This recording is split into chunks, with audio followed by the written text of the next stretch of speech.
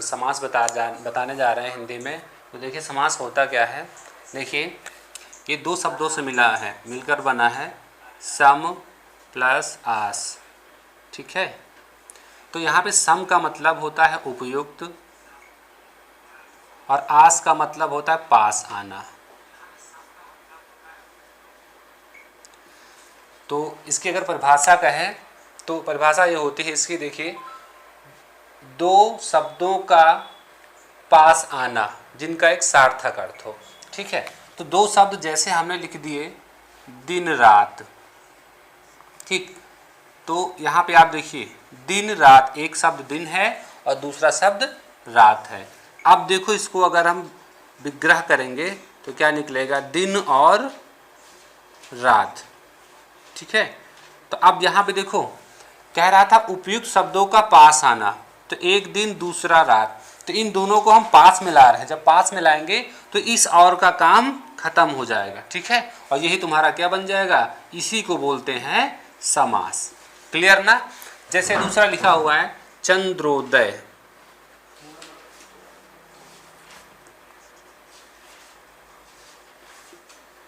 लिखा है चंद्रोदय। इसका जब संधि विच्छेद करेंगे हम तो हो जाएगा चंद्र प्लस उदय, ठीक है। तो क्या हो जाएगा, चंद्र उदय। तो देखिए एक शब्द ये होगा, एक शब्द ये हो गया, दोनों का मिक्सचर रूप क्या बन गया आपका, चंद्रोदय। तो देखिए समास होते कितने हैं, हम आपको बता रहे हैं समास देखिए कितने हैं। समास होते हैं चार प्रकार के, चार प्रकार के समास होते हैं। पहला समास होता है आपका, दिख रहे हैं अव्यय, जिस शब्द में अव्यय हो, जैसे लिखा है यहाँ पे प्रतिदिन, ठीक है, प्रतिदिन। तो ये क्या हो गया, दिन तुम्हारा मेन वर्ड है और प्रति क्या हो गया, उपसर्ग लग के बन गया, तो हो गया तुम्हारा अव्ययी भाव, ठीक। तत्पुरुष में देखिए कर्मधारय भी आता है, द्विगु समास में आता है। तो इसकी एक ट्रिक है, ट्रिक आप ऐसे ध्यान से कर सकते हैं, ए प्लस बी।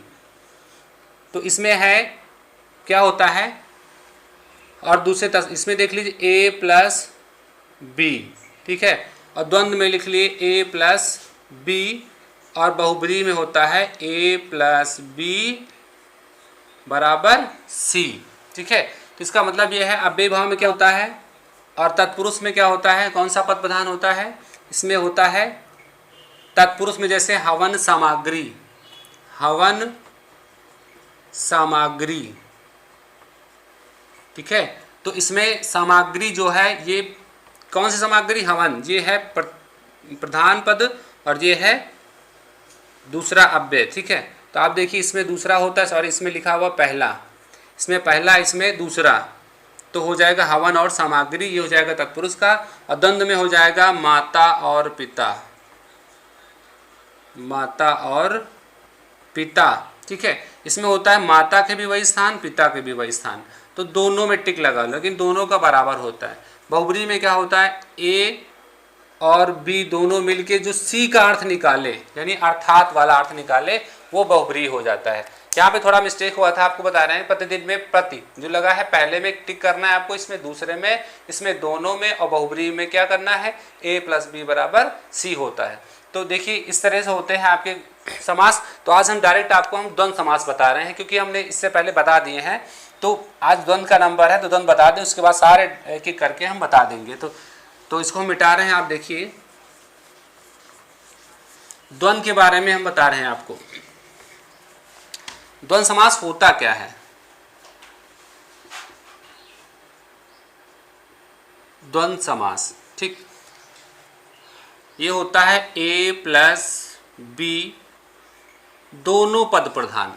तो दोनों पद प्रधान का मतलब होता है ए भी जितना महत्व ए रखता है उतना महत्व बी रखता है।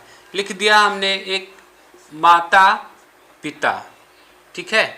अब बताओ जो स्थान माता का है और पिता का भी वही स्थान सेम सेम है, मतलब इनका भी वही महत्व है, इनका भी वही महत्व, इसीलिए हमने ए प्लस बी में दोनों में टिक कर दिया, यानी कि दोनों पद प्रधान। रात दिन, जो दिन का होता है महत्व वो रात का होता है, इन दोनों के बीच में क्या लिख सकते हैं आप, और, ठीक है। और क्या कर रहा था, और जो है इन दोनों पदों के बीच की दूरी बना रहा था। और समास का मतलब है उपयुक्त और पास आना, तो दोनों को देख लो, उपयुक्त करके पास आना है तो ये और हट जाएगा, तो क्या हो जाएगा माता पिता रात दिन। अब देखिए यहाँ पे लिखा है दाल रोटी, ठीक, तो आप क्या कहेंगे दाल और रोटी, तो यहाँ पे देखना है आपको दाल और रोटी। तीसरा लिखा हुआ है सुख दुख, सुख दुख। आप देखो यहाँ पे सुख दुख, यहाँ पे दाल रोटी, यहाँ पे रात दिन, तीन। अब तीन से ये पता चलता है आपको कि तीन क्या है, द्वंद्व समास के तीन भेद हैं, ठीक है। तीन भेद कौन, पहला दूसरा तीसरा। तो पहला देखिए क्या होता है, पहला भेद होता है इतरेतर, बोला जाता है इसको इतरेतर, ठीक। दूसरा लिखा है दाल रोटी, इसको बोला जाता है, पहले को इतरेतर बोला जाता है और उसको दूसरे को बोला जाता है समाहार, ठीक, और तीसरे को बोला जाता है वैकल्पिक।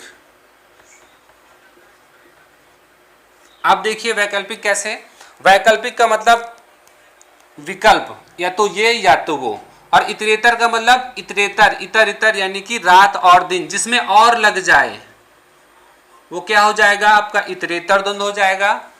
दाल रोटी समाहार का मतलब होता है जिसमें दाल रोटी के अलावा कोई तीसरा अर्थ निकले, मतलब दाल रोटी लिखा है यहाँ पे, लेकिन दाल रोटी का मतलब क्या, देखिए आपने पूछा किसी से आप क्या चल रहा है, भाई दाल रोटी चल रही, दाल रोटी का मतलब दाल रोटी नहीं चल रही, उसका पूरे घर का खर्चा चल रहा है, ये तो इसका तीसरा अर्थ निकल रहा है ना, तो ये क्या होता है समाहारा का मतलब कोई तीसरा अर्थ, ठीक है। सुख दुख में क्या है वैकल्पिक, वैकल्पिक मतलब होता विकल्प, या तो ये या तो वो, तो या तो सुख आएगा या तो दुख आएगा, तो दोनों में क्या आएगा एक चीज आएगी, या तो ये आएगा या तो ये आएगा, तो ये हो गया आपका वैकल्पिक। तो द्वंद्व समास में आपको कोई दिक्कत नहीं होगी, बस आपको इतना ध्यान देना है कि कितने होते हैं तीन, इतरेतर द्वंद्व, समाहार द्वंद्व, वैकल्पिक द्वंद्व, ठीक है। अब आप समझ गए होंगे, अब आपको हम पूछ रहे हैं कि कौन कौन से इसमें क्या होंगे, ऑप्शन दे रहे हैं, आपको बताना होगा। जैसे लिखा हुआ है छल कपट, इसको मिटा दे रहे हैं, नहीं मिटाते हैं, आप देख के बताइएगा। क्वेश्चन है छल कपट, छल कपट। अब बताओ ये छल भी और कपट भी जितना महत्वपूर्ण महत्व इसका उतना ही इसका है, तो छल और कपट, तो देखिए दोनों का महत्व बराबर है, तो अब किस में जाएगा इतरेतर में, समाहार में, वैकल्पिक में, किस में जाएगा। अब देखो छल और कपट दोनों बराबर हैं, इसका मतलब रात और दिन दोनों का महत्व बराबर, तो ये जाएगा आपका इतरेतर द्वंद्व, ठीक। अब इसी तरह हमने दूसरा पूछ लिया, देखो हानि लाभ, दूसरा पूछ लिया हानि लाभ। अब एक आप बताइए दोनों चीज कभी साथ हो सकते हैं, नहीं हो सकते, या तो हानि होगा या तो लाभ होगा, तो अब या तो वाला किस में आएगा वैकल्पिक, तो वैकल्पिक द्वंद्व कौन सा हो जाएगा हानि और लाभ, वैकल्पिक द्वंद्व, ठीक है। अब देखिए अब यहाँ पे हमने एक और लिख दिया, जैसे लिखना है हमको नोन तेन, नोन तेल, नोन और तेल, तो आपको क्या लगता है नोन तेल का मतलब क्या होता है, आप किसी से पूछोगे तो क्या चल रहा है भाई, मेरा नोन तेल चल रहा है, घर का खर्चा चल रहा है, तो यहाँ पे तीसरा अर्थ क्या निकला घर का खर्चा, किसी और चीज आ जाती है इसमें, नोन तेल के अलावा लकड़ी भी आ जाएगी और जितने भी घरेलू शब्द हैं सामग्री वो भी आ जाएगा, तो वो जो दोनों चीज के बजाय तीन चीज तीसरी चीज निकलती है वो हो जाता है समाहार, ठीक है, समाहार द्वंद्व। बस इसमें करना आपको, बस हम अब दे रहे हैं विकल्प दे रहे हैं, आपको बताना है कौन सा द्वंद्व समास होगा, कौन सा इतरेतर, उसमें सबके बताने हैं, ठीक है। तो अब देखिए मिटा दे रहे हैं इसको,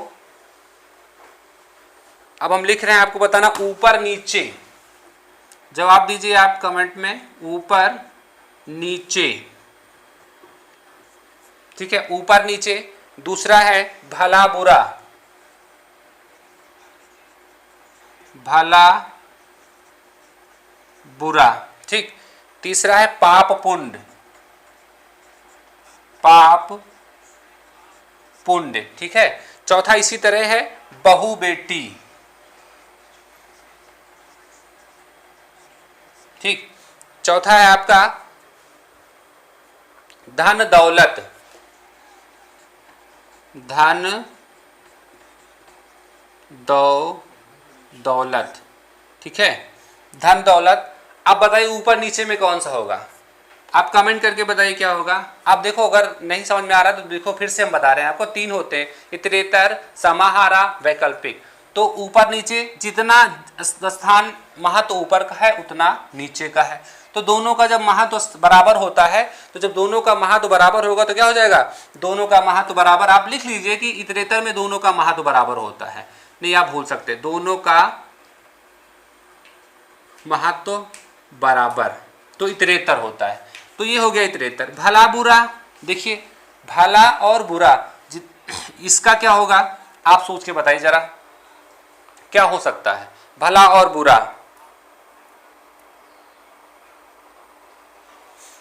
ठीक है, चलिए हम बता रहे हैं, जितना महत्व भले का है उतना महत्व बुरे का है, तो कौन सा हो जाएगा, इतरेतर द्वंद्व। पाप पुण्य, देखो पाप या होगा या पुण्य होगा, ठीक है, दोनों में से एक होगा, तो या हो गया। या किस में आता है, या आता है वैकल्पिक, विकल्प हो गया ना, या तो ये या तो वे। ठीक है, अब बहू बेटी, देखो किसी भी रिश्ते में क्या कहते हैं आप, बहू बेटी। आप बहू बेटी का ले लेते हैं नाम, हमारी बहू बेटी, उसमें आपकी भाभी भी आ जाती हैं, आपकी माँ भी आ जाती हैं, सब कुछ आ जाता है ना। तो यानी दो के अलावा भी तीसरा आ जाता है, तो वो क्या हो जाता है, समाहार द्वंद्व। ठीक है, समाहार द्वंद्व। ठीक है, अब देखो धन दौलत, अब धन दौलत में धन भी आ जाता है, दौलत भी आ जाती है। और धन दौलत में क्या क्या आता है, धन दौलत के अलावा चांदी सोना और जितनी भी चीजें होती हैं वो सब आ जाती हैं, यानी कि और अधिक चीजें आ जाती हैं, 2 से अधिक चीजें, तो हो जाता है आपका क्या हो जाएगा, समाहार द्वंद्व। ठीक है, अब देखो आपको समझ में आएगा द्वंद्व समास होता क्या है। द्वंद्व समास मैंने बता दिया है, ए प्लस बी, यानी कि ए का जितना महत्व उतना बी का महत्व। क्लियर ना, ये आप सूत्र याद रखिए, ए प्लस बी दोनों पद प्रधान, यहाँ पे लिख लो दोनों पद प्रधान जिसमें होते हैं, दोनों पद प्रधान बराबर द्वंद्व समास। ठीक है, होते कौन से हैं, इतरेतर, वैकल्पिक, समाहार। ठीक, अब देखो हम आपको क्वेश्चन दे रहे हैं, आपको बताना है, लिख के कमेंट में लिख देना, सही होगा गलत होगा हम बाद में बताएंगे। लिखा है कपड़ा लत्ता, हम ये नहीं बताएंगे कौन होगा, आपको बताना है। ठीक, दूसरा है बाप दादा। ठीक, तीसरा है अन्न जल। ठीक, और चौथा है सेठ साहूकार।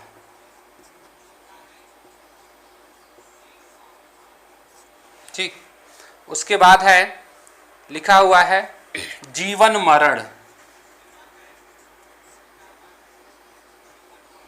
जीवन मरण। फिर है धर्माधर्म। अब धर्माधर्म जो लिखा हुआ है आपका, ये क्या है, संधि समास, संधि के तरह का है, मतलब पहले संधि निकलेगी उसके बाद इसका समास निकलेगा, तो धर्माधर्म। नेक्स्ट है आपका इधर उधर। ठीक, उसके बाद है आय व्यय।